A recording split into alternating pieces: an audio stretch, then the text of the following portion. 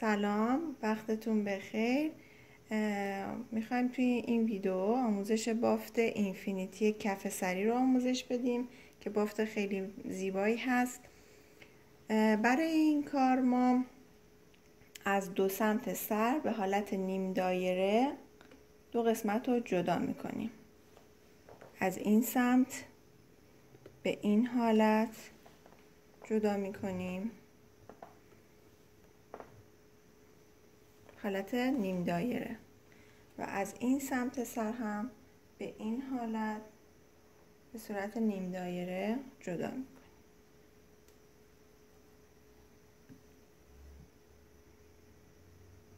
به این حالت یه نیم دایره جدا میکنیم. شونه کشی رو انجام میدیم، بالای سرمون کاملا مرتب باشه. خب از وسط این دست مو رو به دو قسمت تقسیم میکنیم. یه مقدار مو از این سمت میگیریم.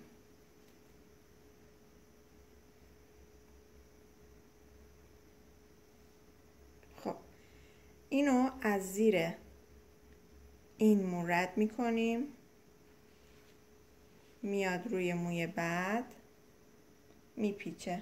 خب به اینجا که میرسیم باید یه لایه مو از کف سر جدا کنیم. به این حالت یه لایه مو از کف سر میگیریم و به این رشته میدیم. اینو میگیرم به این حالت، به این حالت یه لاین مو از سمت چپ بهش اضافه میکنم. اینو خوب با دستتون صاف کنید و بپیچید دور لاین بعدی به این حالت.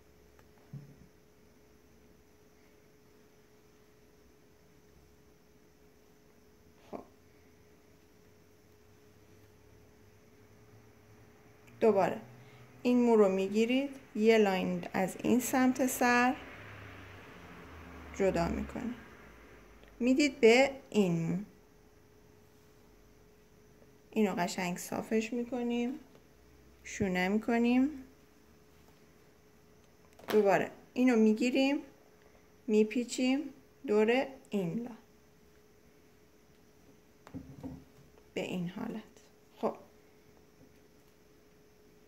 حالا دوباره این مو رو میگیریم، یه لاین از این سمت میگیریم،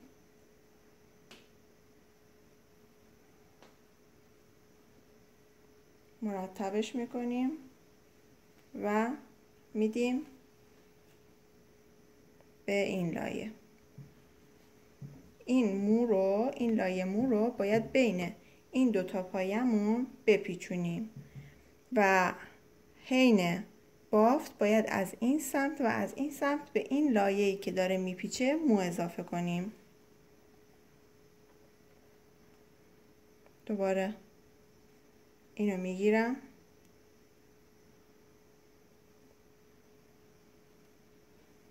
مو رو مرتب میکنیم. خب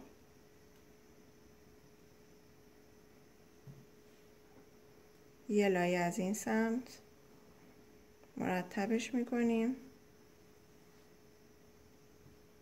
به این حالت. دستتون رو از پشت اینها، از این پشت این بافتا نباید جدا کنید. انگشت اشارتون باید پشت اینا باشه، اگر نه بافتتون میاد پایین. خب دوباره یه لایه از این سمت میگیرم،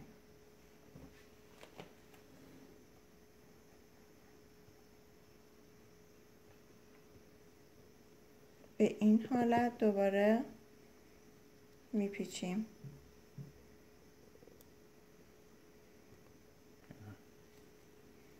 این کار تا انتها به همین صورت ادامه میدیم.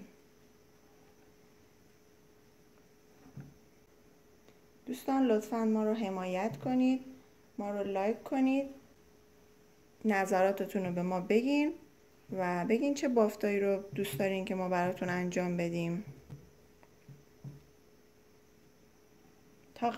تا وقتی که مو میتونیم از سر برداریم این کار رو ادامه میدیم. فیلمو از اینجا میذارم رو دورتون تا وقتی که به اون قسمت برسیم.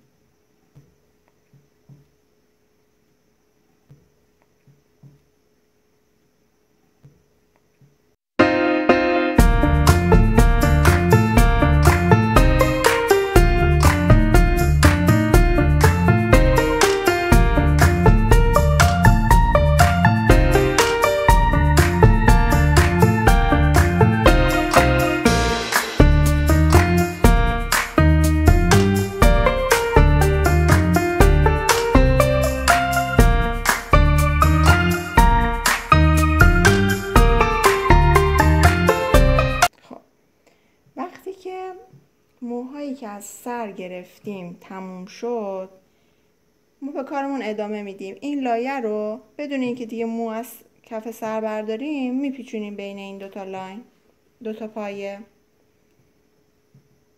حین کار ممکنه که این لایه‌ای که بین دور این پایه ها میپیچونیم مقدارش کم بشه، کم پشت بشه.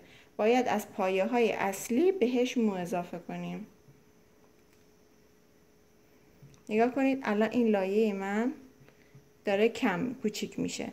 من یه لایه از این بهش مو اضافه میکنم و دوباره دور اینا میپیچم.